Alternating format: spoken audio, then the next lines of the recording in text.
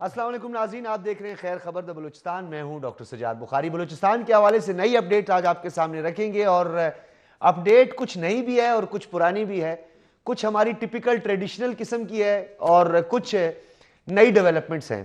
एक तो अल्लाह का शुक्र है कि बहुत देर कर दी मेहरबान आते आते बिलखुसूस कुदूस बिजिंजो साहब ने आखिरकार खामोशी तोड़ी और आए मीडिया पर उन्होंने बलूचिस्तान की सैलाब ज़दगान के लिए वफाकी हुकूमत से बात करने का वादा किया। कुछ और वादे भी किए, लेकिन हालात कुछ कशीदा दिखाई दे रहे हैं। पीडीएम के सरबराह मौलाना फजलुर रहमान की एक हफ्ते के लिए कोयटा यानी सूबाई दारुल हुकूमत कोयटा में मौजूदगी खतरे की एक नई घंटी बज चुकी है।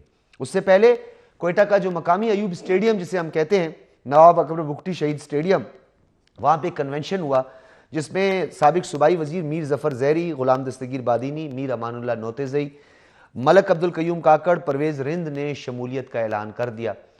और मीर जफर जैरी के बारे में मैं आपको बताता चलूं कि मीर जफर जैरी का ताल्लुक झालावान से है।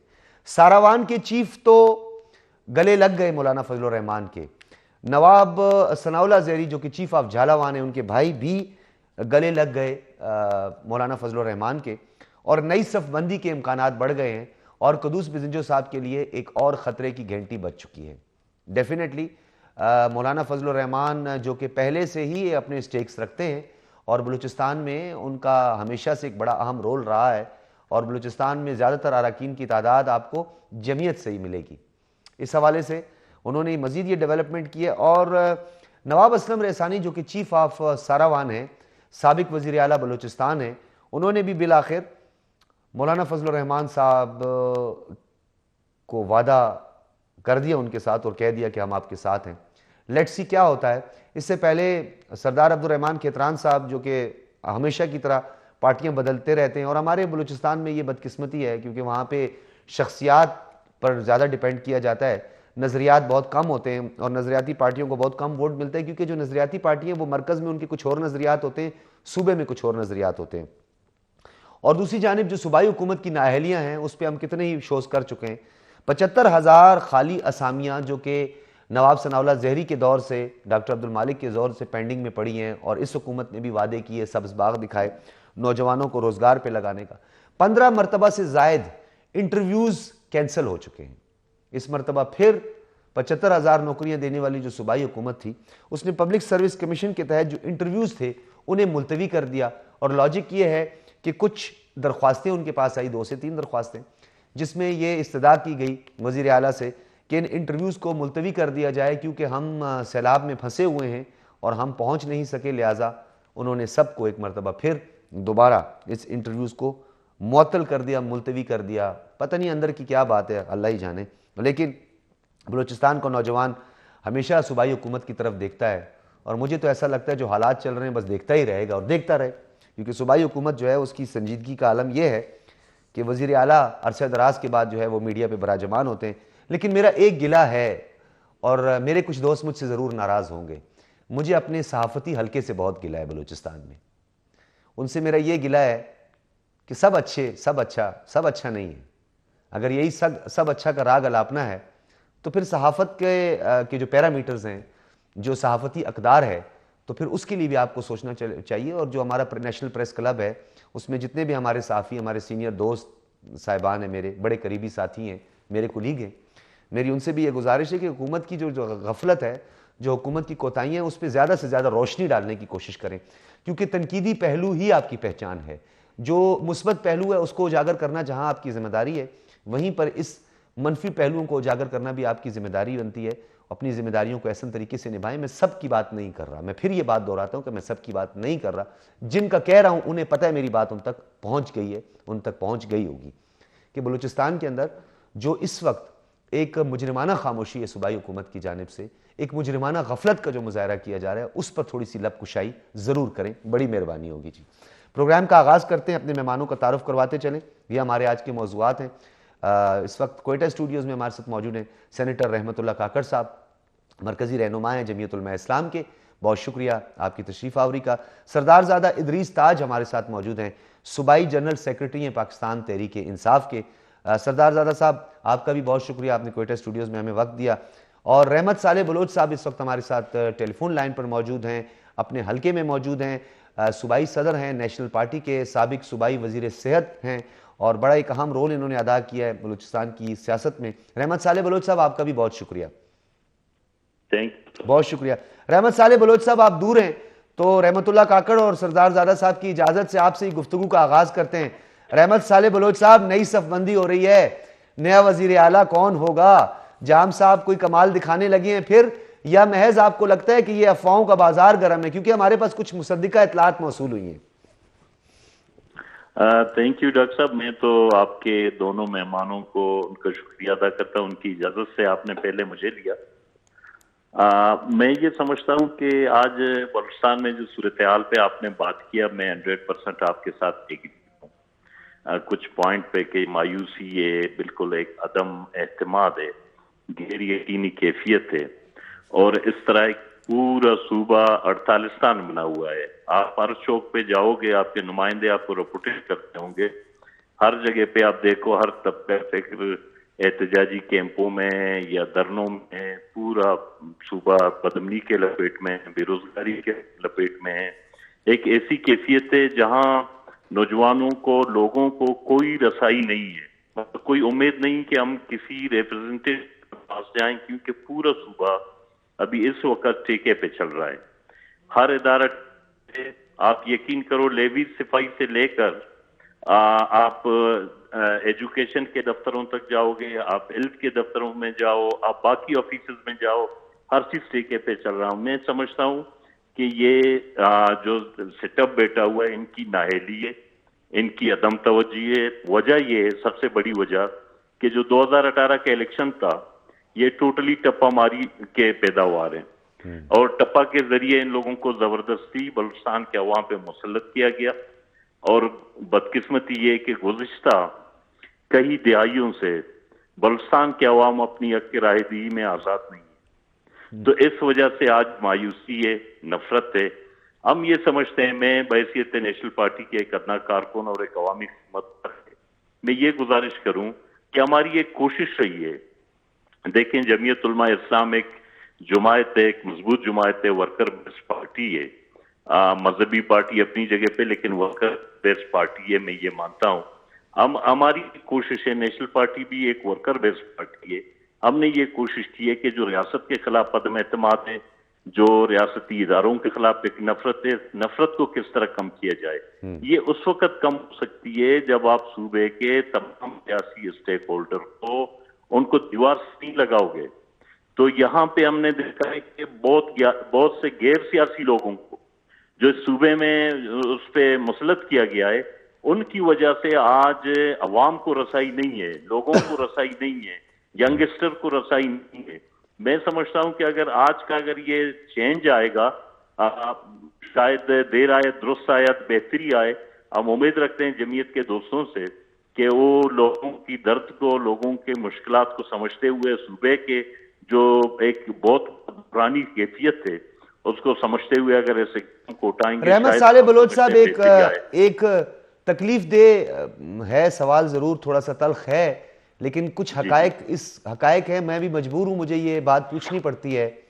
सबको मौका मिला, खान अब्दुल समद खान शहीद के साहबजादे को मौका मिला, गौस बख्श बिजिंजो मरहूम के साहबजादे मरहूम मीर हासिल बिजिंजो को और उनकी जमात को मौका मिला, अताउल्ला मैंगल और उनके साहबजादे और उनके पूरे कबीले को ये मौका मिला, नवाब खैर बख्श मरी के पूरे कबीले को मौका मिला, वो वजारतों का हिस्सा बनने रहे, जाम गुलाम कादिर के बेटों को, उनके पोतों को भी मौका मिला। सब ने अपनी अपनी बारी पूरी कर दी। बलूचिस्तान के अवाम के हालात जूं के तू हैं, तो अब रिस्पॉन्सिबल हम किसे ठहराएं?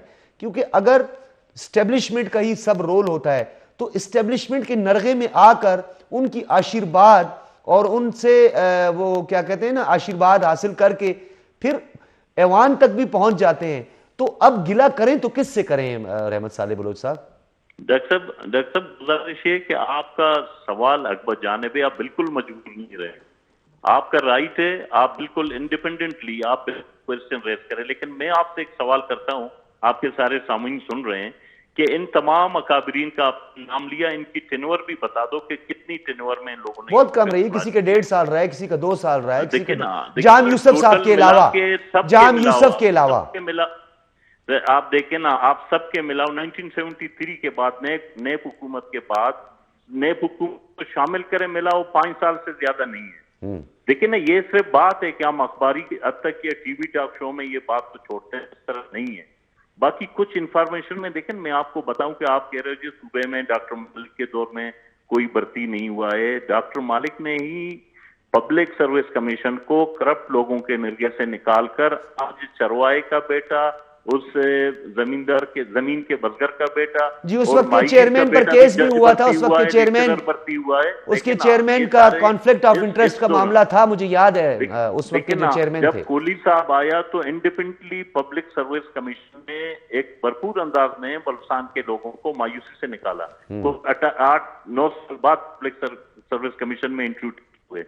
फिर हमने क्या किया, हमने 7000 हेल्थ वर्कर को कंफर्म किया, हमने 3000 MCH प्रोग्राम के मुलाजमीन को कंफर्म किया, हमने सीधा मुलाजमीन को कंफर्म किया।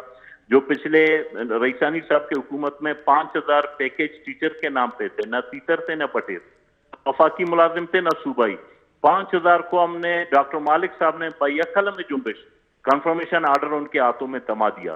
तो मैं समझता हूं कि एक शॉर्ट ड्यूरेशन में को एक दलदल में, मतलब एक मुश्किल में गिरा हुआ सूबे को देना, उसको मसलों से निकालना, ये किसी के बस की बात नहीं है। ठीक है, ये रहमत साहब के बलुचिस्तान के साथ सीरियस होना पड़ेगा। ठीक है, रहमत साले बलोच साहब, आपका मौकिफ आ गया।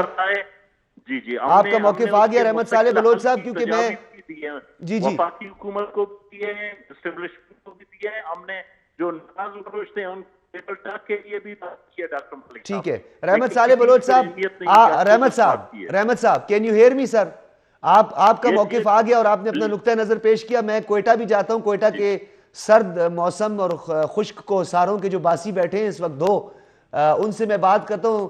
सेनेटर रहमतुल्लाह काकड़ साहब, मुफ्ती महमूद साहब का कारवां, ये कारवां का पड़ाव बलूचिस्तान में, और फिर बलूचिस्तान के झालावान और सारावान पर कब्जे की कोशिश तो नहीं कहूंगा, एक अटैचमेंट इमोशनल माजी में भी रही है, नैब के दौर से रही है। तो उस दौर के बाद अब ये झालावान और सारावान का रुख करना, क्या राज है? इस राज से थोड़ा सा पर्दा उठा ही दें रहमत काकड़ साहब।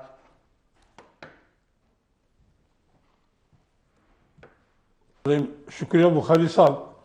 बुखारी साहब, जमीयत उलमा इस्लाम ने हमेशा न सिर्फ बलूचिस्तान बल्कि पूरे मुल्क और साबिका फाटा को, आज़ाद कश्मीर को, गिलगित बल्तिस्तान को, सबको अपना न सिर्फ ये मस्कन समझा है बल्कि उनके आवाम के हर दुख दर्द में जहाँ जहाँ हमारा बस चला है, हर तरीके से हमने उनके लिए न सिर्फ आवाज़ उठाई है, हमारे इस थोड़े बहुत वसाइल से जो कुछ हमसे हो सका है, हमारी जमात से हो सकता है, हमारी लीडरशिप से हो सका है, हमने उसमें अपना हिस्सा जो है वो डाला है।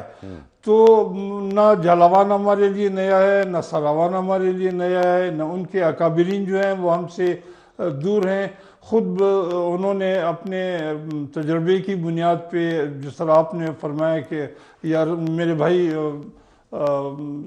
रहमत साली बलोच साहब ने फरमाया कि जमीयत जो है वो एक कारकुन बेस्ड और सपोर्टेड जमात है, एक डिसिप्लिन है, इसमें एक नज़्म और ज़ब्त है, और कंपैरेटिवली जब आप बाकी दोस्तों के उससे मुकाबला करें तो हम एक्सेप्टेबल लोग हैं, इजी एक्सेसिबल लोग हैं, आम बंदे की रसाई हम तक है। तो ये जो अब सरावान से नवाब असलम खान रईसानी साहब हमारे साबिका चीफ मिनिस्टर रहे हैं, और उनका अपना एक वो कबायली स्टेटस अपनी जगह, बल्कि एक सियासी उनका एक रोल रहा है और एक अहम रोल रहा है। इसी तरह मीर जफ़र ज़ेरी साहब का यही रोल रहा है, वो एक ट्राइबल चीफ फैमिली से उनका ताल्लुक़ है और पॉलिटिक्स में रहे हैं, इनके पूरे सब भाई रहे हैं, चाहे वो सनाउल्लाह ज़ेरी साहब हैं या इसरार ज़ेरी साहब थे या ख़ुद वो रहे हैं। इसी तरह मोल्ला नुतेज़ी साहब वो खुद नौशकी और इस बेल्ट के वहाँ के मुअज़्ज़िज़ीन और एक ट्राइबल चीफ उससे ताल्लुक़ रहा है, और हमारे एक्स मिनिस्टर रहे हैं बिल्कुल बलूचिस्तान के। दस्तगीर जो है वो जुमा खान बादीनी का फर्जंद है और एमपीए भी रह चुका है। बिल्कुल है। ये रह चुका है। मैं इसी पे आ रहा हूँ कि उनकी अपनी एक से है पॉलिटिक्स में। इसी तरह मलक अब्दुल कयूम काकड़ साहब जो हैं वो एक जानी पहचानी शख्सियत है। उनके पिछले अगर आप जो एक आज़ाद उम्मीदवार की हैसियत से उन्होंने इलेक्शन कंटेस्ट किए थे तो ठीक ठाक उनकी सपोर्ट है। और फिर जमीयत तो एक ऐसा प्लेटफॉर्म है जो सबको, चाहे हमारे इवन मुखालिफ हैं तो भी हम उनको इज़्ज़त देते हैं, हमारी राय से लाख इख्तिलाफ रखें, लेकिन वो इसके हकदार हैं। हमने हमेशा उनको सर पे बिठाया है और हमारी ये पार्टी पॉलिसी भी है। और इस्लाम कभी जो इस टाइम हालत-ए-ज़ार है रहमत काकड़ साहब, जमीयत उलमा इस्लाम ने भी आसिफ अली जरदारी साहब का ज्वाइन किया फार्मूला जो है उस पे अमल दरामद शुरू कर दिया है। और जमीयत उलमा इस्लाम भी कहते हैं कि सबसे यारी। कुदूस बिज़िंजो साहब आज तक जो बराजमान है या इससे पहले जितने वज़राए आला आए हैं उन सबको आपकी आशीर्वाद रही है, वरना इतना मौका कहां देती है जमीयत? देखिए, कुदूस बिज़िंजो साहब हमारे दोस्त हैं, भाई हैं, पॉलिटिकल साथी हैं, लेकिन अनफॉर्चुनेटली बलूचिस्तान को गैरों के उसमें दौर में धकेलने में उनका पूरा हाथ है। मैं खुद, मुझे इत्तफाक हुआ है कि CM हाउस जाने का दिन को 12:30 बजे, तो वहाँ मुझे पता चला कि हजरत आराम फरमा रहे हैं और 4:30-5 बजे उनकी आमद होगी ऑफिस में। तो कैसे आपका सूबा तरक्की करेगा? या और जो वैसे इस रात से पर्दा उठाना है रहमत साले बलोच साहब, मैं रहमत साहब के पास भी जाऊंगा, लेकिन दोस्त हैं इस जो शायद काउंसलर की, मुझे ये यकीन है कि सरदार ज़ादा इदरीस ताज जो है वो इससे पर्दा ज़रूर उठाएगा, क्योंकि सरदार ज़ादा साहब जो है वो इस टाइम, मैं बाप तो नहीं कहूँगा, बाप के साथी ज़रूर हैं। तो हमें बताएंगे कि ये क्या मामला है। ये बार बार ये क्वेश्चन रेज होता है कि वो दिन भर सोए रहते हैं, रात को उठते हैं। ये मैं नहीं कह रहा, साफ़ी कह रहे हैं। रहमत साहब ने बारहा ये बात कही है। कुछ लोग मिलने के लिए गए हैं, उन्होंने भी यही बात की है। मेरा जो एक्सपीरियंस हुआ है उसे तो छोड़ें, क्योंकि कुदूस बिज़िंजो साहब मेरे भी बड़े अच्छे दोस्त हैं, लेकिन वो जब तक इलेक्शन कंटेस्ट करे थे मेरे बड़े अच्छे दोस्त थे, उसके बाद वो हाथ नहीं आते। खैर आ जाएंगे कभी, अल्लाह खैर करेगा। सियासत में उनका बड़ा एक अहम रोल है, और जिस पसमानदा इलाके से उनका ताल्लुक है, अल्लाह करे कि उस पसमानदा इलाके में भी तरक्की हो और फलें फूलें। और वजारत आला का जो ये प्रोटोकॉल है, ये मिलने के सब ख्वाहिशमंद हैं, वो भी ज़रूर ख्वाहिशमंद हैं, उसी सफ़ में खड़े। लेकिन मैं गुजारिश ज़रूर ये करूँगा कि थोड़ी एहतियात रखें। मौलाना साहब कोयटा में मौजूद हैं, ये कोई ख़तरे की घंटी से कम नहीं है। एक ब्रेक के बाद इस पर बात करेंगे। वेलकम बैक नाज़रीन, कोयटा स्टूडियोज चलते हैं जी। सरदार ज़ादा इदरीस ताज साहब से बात करेंगे इस हवाले से। सरदार ज़ादा साहब, ये कंसर्न दूर कर दें लोगों का। ये बार बार ये बात होती है, आज रहमत काकड़ साहब ने बोली, रहमत साले बलोच साहब इससे पहले कह चुके हैं, हमारे सहाफ़ी ये बात उठा चुके हैं बार बार। ये CM साहब को कुछ जल्दी उठा लिया करें यार, क्यों इतनी देर तक सोए रहते हैं? बुखारी साहब बहुत शुक्रिया।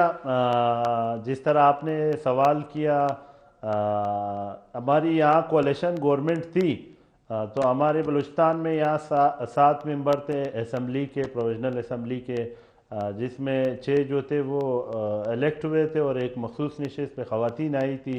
और हमारे पार्लिमानी लीडर जो थे वो सरदार यार मोहम्मद रिंद साहब थे। तो हमारी कोalition गवर्नमेंट थी, बिल्कुल इसमें कोई शक नहीं है, ना इससे हम इनकार कर सकते हैं। तो उस टाइम में जाम साहब हमारे डिप्टी साथ स्पीकर भी आपका ही है, मैं आपको हुकूमत कहूँगा। जाम साहब को बड़ा वो उसके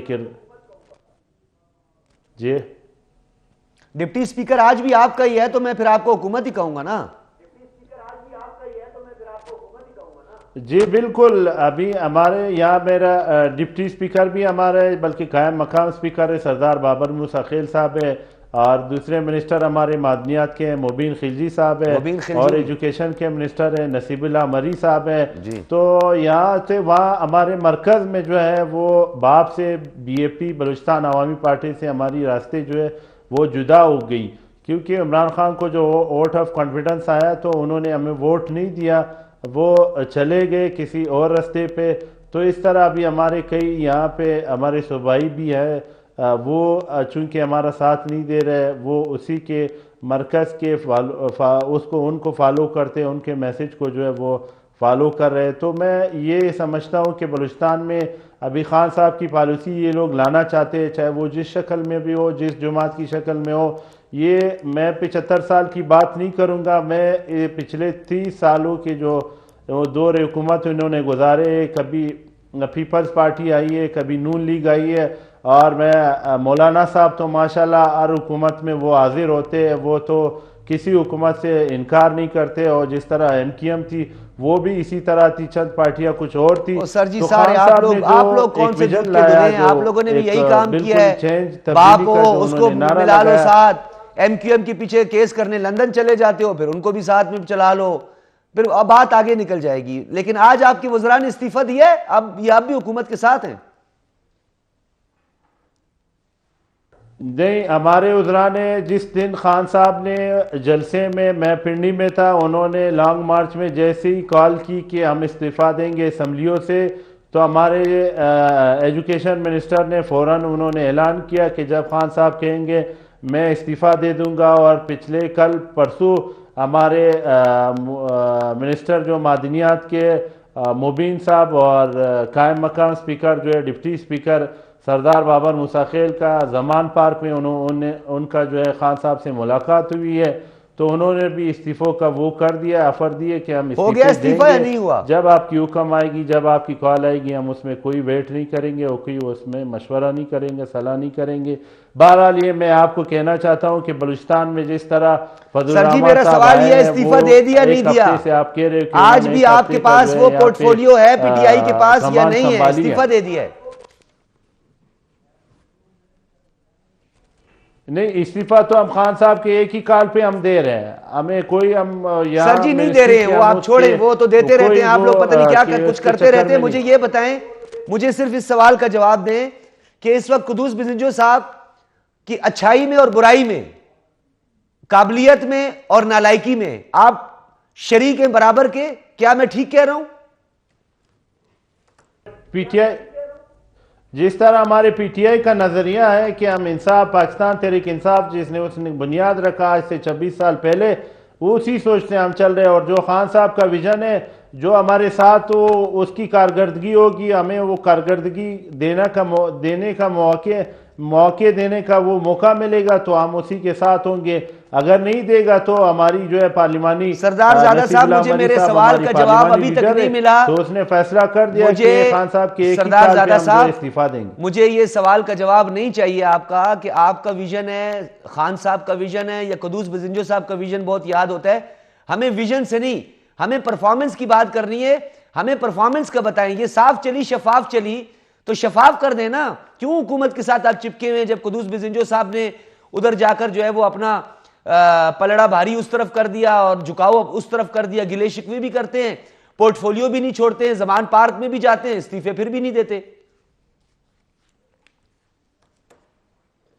जी बुखारी साहब, आपका सवाल मैं अभी समझा। इस्तीफे जो है वो हम देने के लिए तैयार हैं। खान साहब की कॉल का जो समरी बनाई गई है उस पर हम दस्तखत भी हमारे मिनिस्टरों ने किए हैं, तो वो इस्तीफ़ा देंगे।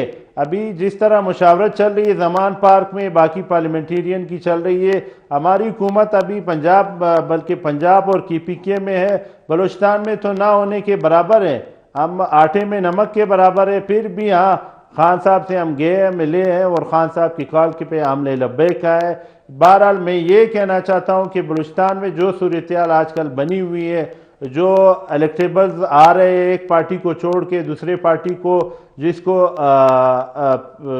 लोटा कहते हैं कि वो लोटे बने हुए हैं, तो ये इस तरह से वो आवाम की खिदमत नहीं की जाती कौन से है। लोटे? या आवाम के पास जो है वो आवाम का जीना आराम कर दिया, आजूरन कर दिया गया, आटा महंगा हो गया, घी महंगा हो गया, पेट्रोल कहाँ पे पहुंचा है, तो इस तरह आवाम को क्या रिलीफ दिया गया इन्होंने? लोटे कौन है सर? लोटों के नाम बताएं जरा। तो ये लोटा क्रेसी चल रही है ना, जिस तरह हमारे वो सिंध हाउस में उन्होंने बार्गेनिंग की, वहां पैसे दिए। अभी तो पहले तो ये नारा लगता था कि एक जरदारी सा पे बारी, अभी इसके बाद ये मैं आपके इंटरव्यू में ये चैलेंज करता हूं कि यही नारा लगेगा कि एक मौलाना सा पे बारी।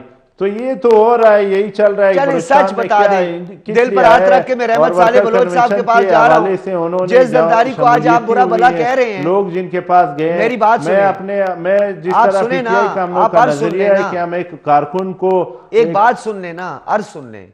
आपको चेयरमैन सेनेट के लिए जरदारी साहब की जरूरत पड़ी थी कि नहीं पड़ी थी? जी बिल्कुल। और उसके बाद आपको यूसुफ रजा गिलानी के मामले में आपका बाप का मतलब पार्टी जो आपके जो इस वक्त बरसर इक़्तिदार में आप उनके साथी हैं, बलूचिस्तान अवामी पार्टी, उन्होंने भी साथ दिया था। बिल्कुल। तो फिर अवाम को आप लोग ट्रक की बत्ती के पीछे कैसे लगा देते हैं? देखिए बुखारी साहब, उस टाइम जो सिचुएशन थी, हम इनको साथ लेके चलना चाह रहे थे कि हम ये हमारे एहतियाती है और बलूचिस्तान जो है वो बाकी सूबों से पसमानदा है और पीछे है।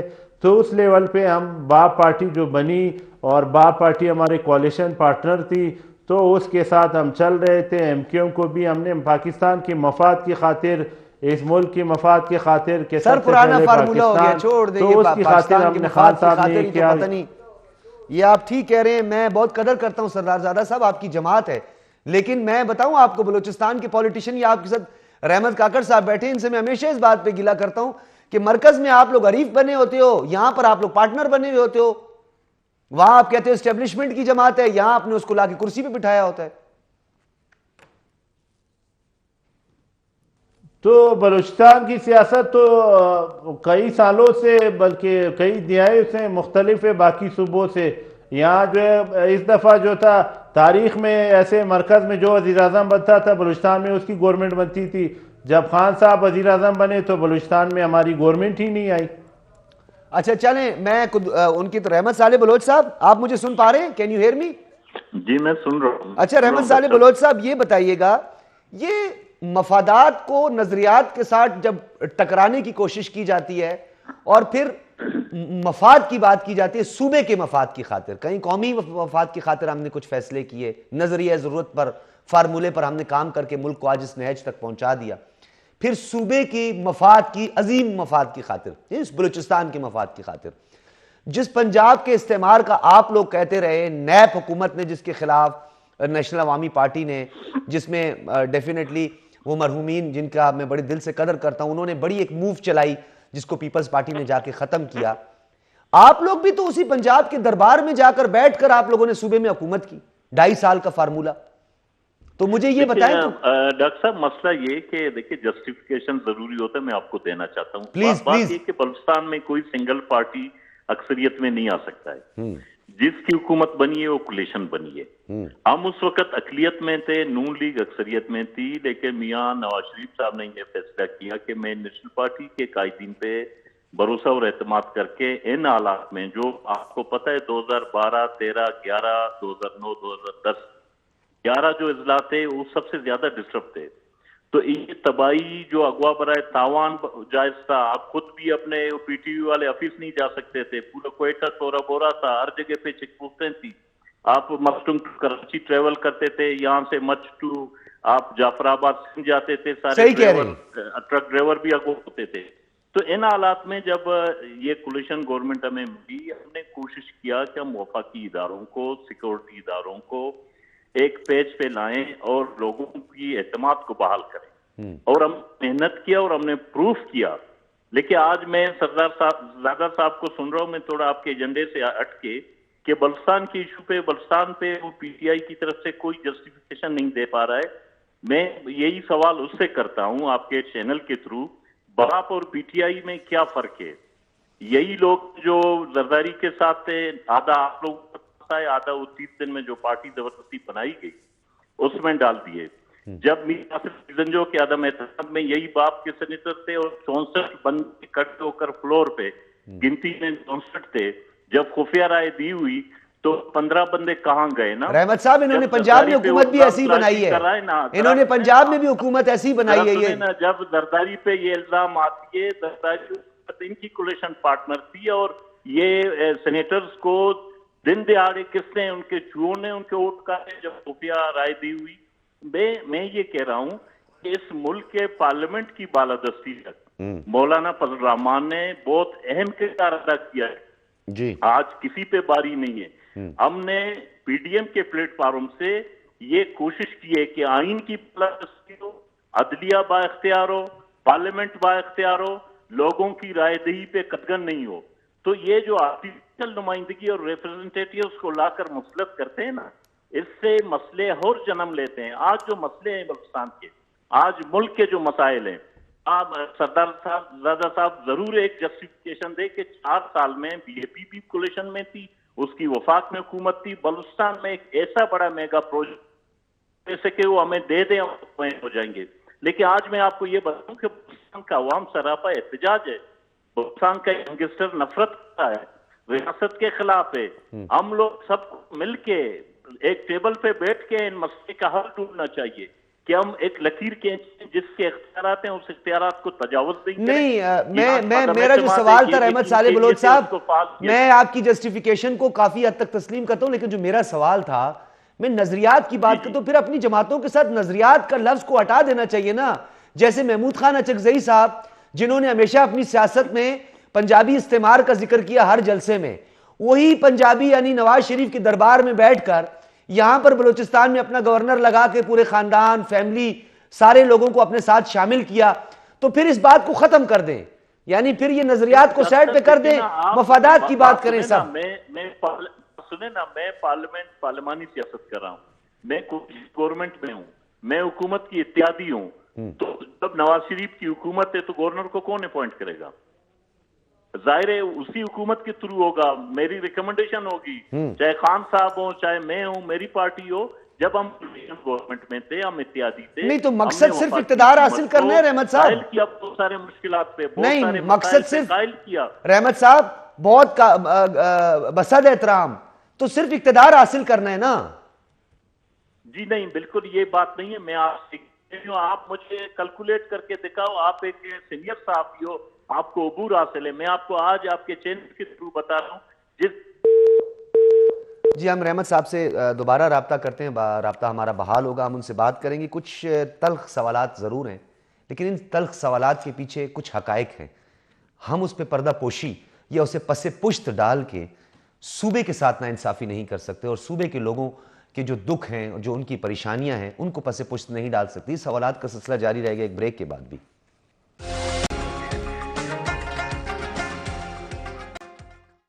वेलकम बैक नाज़रीन। रहमत साले बलोच साहब से हमारा राब्ता मुनक़ता हो गया था, अब दोबारा राब्ता बहाल हुआ है। सूबाई सदर नेशनल पार्टी के साबिक मिनिस्टर भी रह चुके हैं, सूबाई वजीर सेहत रह चुके हैं। रहमत साले बलोच साहब, क्या होगा इन तबाहकारियों का, क्या होगा इसका अजाला कैसे होगा? आज ही मैंने आपको याद किया, जब आपसे बात हुई तो मैंने आपको कहा कि मुझे पंजगूर के वो शीरे वाली खजूर चाहिए, तो आपने कहा कुछ नहीं बचा, अगले साल देखेंगे।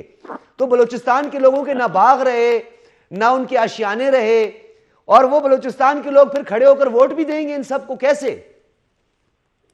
देखिए, मैं भी शीरे वाले खजूर का आप बोल रहे हो, 3.5 अरब रुपए का खजूर जाया हो गया सैलाब की वजह से, 3.5 अरब की बारिशों की वजह से।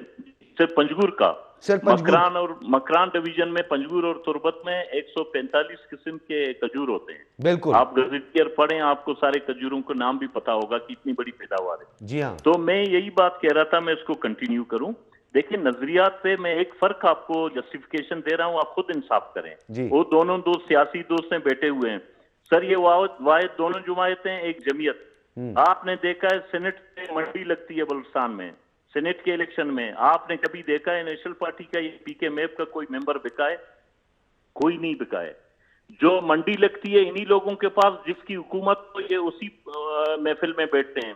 कबूतर अब दाना फेंकोगे फिर पत्थर फेंको, सारे के जाते हैं। यही लोग मुशर्रफ से लेकर जरदारी से नवाज शरीफ, आज खान साहब, इमरान खान साहब के साथ थे, अभी पीडीएम के साथ आके हुकूमत बनाई। ये मुख्तलिफ शिक्लों में लाए गए हैं, बलूचिस्तान पे मुसलत किए गए हैं।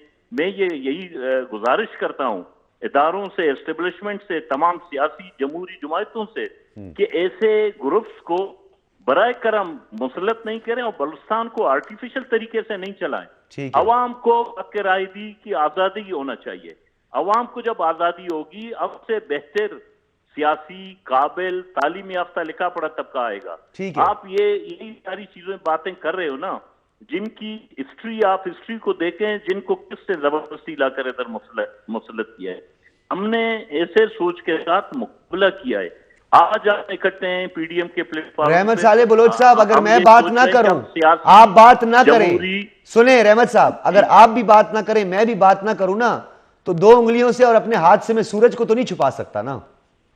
बिल्कुल, मैं यही कह रहा हूं, आप बात कर रहे हो, मैं कर रहा हूं ना, मुझे मौका मिला है। जी प्लीज। मैं और आप दोनों पटड़ी के हिस्सा हैं, एक पटड़ी नहीं चल सकता है, पटड़ी के दोनों हिस्से चलते हैं। बिल्कुल समझता हूं सहाफत और सियासत, सियासी वर्कर पे तनकीद, सियासी पार्टी पे तनकीद, इख्तिलाफ है, ये इसकी खूबसूरती होती है।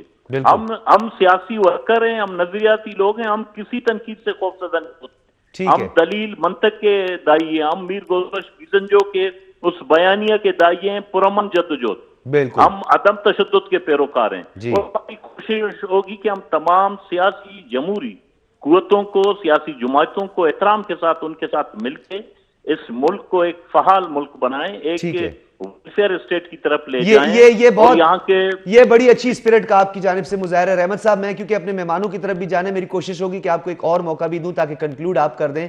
मैं सेनेटर रहमतुल्लाह काकड़ साहब के पास जाऊंगा। सेनेटर रहमतुल्लाह काकड़ साहब, आपसे भी यही गिला है, वो पश्तूनख्वा मिली अवामी पार्टी, पता नहीं अभी मुझे क्या बोल रहे होंगे सारे, पता नहीं क्या कितना कुछ बोलेंगे, खैर मुझे उसकी कोई परवाह नहीं। मैं रात को, मुझे नींद भी तब तक नहीं आती जब तक 2-4 बातें मुझे कोई कहे ना, लेकिन कोई बात नहीं, वो मेरी फील्ड है, मुझे सुननी पड़ती है। आप लोग भी जो दाएं बाजू बाएं बाजू वाले इकट्ठे हो गए, एक ही सफ में खड़े हो गए, महमूद व अयाज, ना बंदा रहा ना बंदा नवाज, वो काफरान दी, वो किन किन इल्काबात से आप नवाजते थे, वो पश्तूनख्वा मिले अवामी पार्टी को, दूसरे तीसरे को, मफादात के लिए इकट्ठे हो गए और नाम सूबे का इस्तेमाल करते हैं। माजरत के साथ रहमत काकड़ साहब, बसद एहतराम सर।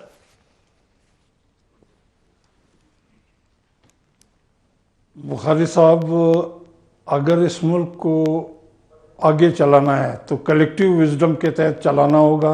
ठीक है। इसमें हर पार्टी इस वक्त भी अपने अपने दस्तूर के मुताबिक जो है वो अमल पैरा है। ठीक है। आप देख लोगे कि जब ये इलेक्शन कंटेस्ट करेंगे तो हर एक अपने अपने कैंडिडेट और एक दूसरे के मुकाबिल में अपने अपने मंशूर के मुताबिक जो है वो लड़ेगा। जहाँ तक रही बात आपकी, सरदार साहब ने बात की, इन्होंने फरमाया कि हमारे पीटीआई के दोस्त जो हैं वो जब खान साहब हुक्म करेंगे इस्तीफे देंगे। पीटीआई बलूचिस्तान में जिसको हम देख रहे हैं, ये तो टोटल अब 3 बंदों की जमात जिसका जिक्र सरदार साहब ने भी किया है कि इनके पास तो 3 बंदे रह गए। जो सरदार यलमुद्दीन साहब के साथ 4 बंदे हैं, वो तो शायद पीटीआई के साथ अब नहीं रहे। यही कैफियत इनकी पंजाब में है कि खान साहब फरमा रहे हैं कि इसी दिसंबर के 15 या 20 तक हम या असम्बलियाँ तोड़ेंगे और या ये इलेक्शन का ऐलान करें। तो इन्हीं के अपने जो अपॉइंटेड चीफ मिनिस्टर हैं, जो कोएलिशन पार्टनर हैं, चौधरी परवेज इलाही साहब फरमाते हैं कि मार्च तक तो ये बात ही ना करो। और आज मैं सुन रहा था सेनेटर सैफ साहब को खैबर पख्तूनख्वा से, हाँ जी, वो फरमा रहे थे कि हम क्यों वो खैबर पख्तूनख्वा की हुकूमत जो है वो क्यों रिजाइन करे, या हम इस असेंबली को क्यों तोड़ें अगर पंजाब की वो असेंबली नहीं टूटती है। तो जरा पहले इस चीज को तो देखें। सेनेटर सैफ साहब ने जो है वो डॉक्टर नजीब से जंग भी लड़ी है जी, वो तो बड़े बादशाह दिया गया है। एक आम आदमी जो है वो नाने शबीना का मोहताज हो गया। जरा हमें सुन ले, फिर जवाब आप सुन लिया करें। जी जी जी।